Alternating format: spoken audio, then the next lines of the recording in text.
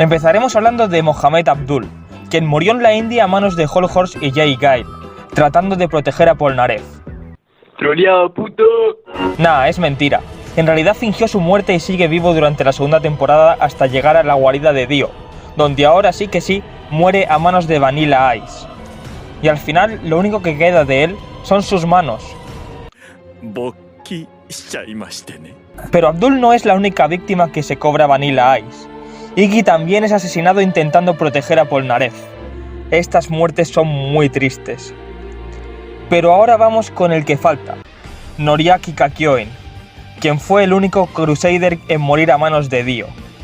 Este usaría su último aliento para mandarle un mensaje a Joseph, el cual revelaría cuál es la habilidad de Stan de Dio. Esta muerte fue muy emotiva en su día, pero sin embargo, ya no me la puedo tomar en serio después del Kakyoin Donut y de